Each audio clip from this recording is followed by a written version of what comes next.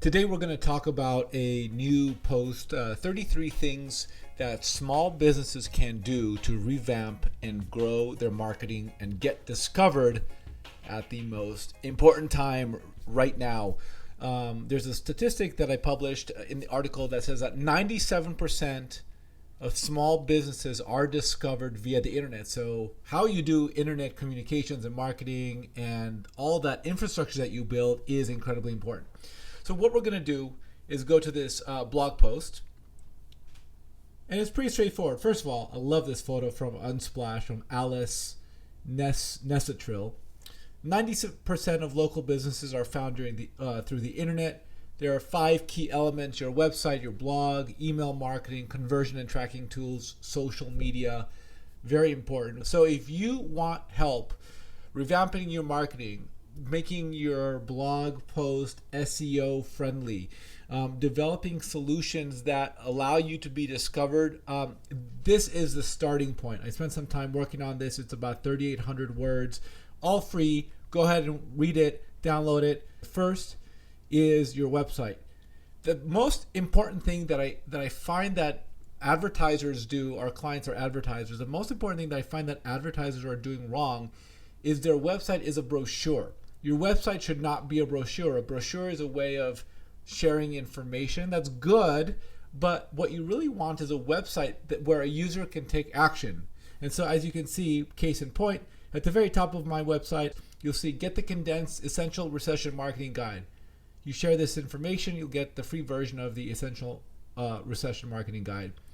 So don't cram information, but definitely make your website accessible so people can take action on it. Number 2, your blog is a great way for people to discover you, your site, your leadership, the way you think about the world, for people to get to know you. Write content on your blog so that people can discover you, and make sure you follow SEO principles, some of which we discussed in this, to make sure you are discoverable. The third element is email marketing. Email marketing is free after you've collected access to the consumer, after you've given them something and they shared their information with you. Email marketing is free. All you gotta do is use MailChimp, and you can send out emails to people, and you write in your own voice and you share the types of content you've been creating, and you give people a cadence so that they can get to know you. What we're embarking on at Brill Media is a once-a-week journey, digest, email marketing digest, so people can get some information from us about the content we've created, the LA Business Podcast, some of the stuff we do here on YouTube, our blog posts, etc. So it's a great way to nurture relationships. I think one of the biggest concerns that I have when we embark on advertising campaigns for clients is they don't do enough nurture work so that when we drive traffic to their site, that the end consumer gets to build a relationship with the customer, with the advertiser, right? So email marketing is a fantastic way to ensure that you build a relationship with your customer so they feel comfortable buying from you, especially if they don't know who you are ahead of time.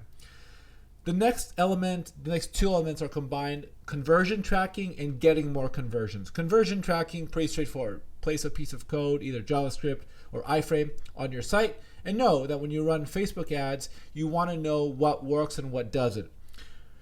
The concern that I have for some clients is that if you don't place pixels on your site, you may actually be doing the perfect type of marketing to drive leads or generate sales, but you won't know that you're generating sales or leads. You don't know what's working. You don't know, is it your email marketing? Is it your SEO strategy? Is it your paid media? Is it your blogging? Like, what is it the videos from YouTube that's working? Without tracking, you won't know what's working, and you won't know what to double and triple down on. So tracking on websites is incredibly important. And there are some tips and tricks here for getting more conversions. One of them is, number 1, have a banner at the bottom of the screen that asks the user to take the action you want them to take. So one of the things that we're going to test on our website is a pop-up when the user looks like they're about to leave the site, whether it's on mobile or on desktop, because you can track mouse activity or thumb activity, so you know when the user is about to leave based on their movements. with a pop-up that may say something, don't forget to get your free condensed version of the Essential Recession Marketing Guide. Or don't forget, submit your email address so you can get our weekly list of top advertising and marketing tips and tricks, right? So the idea is give the user something so that they sign up and you have a way of communicating with them. And if they unsubscribe, they unsubscribe. But if they don't unsubscribe, you now have a free communications channel to the consumer. And then finally, we have social media marketing. I think social media is good for social proof. It's really a good way to ensure that people know you're a real business, you have real customers.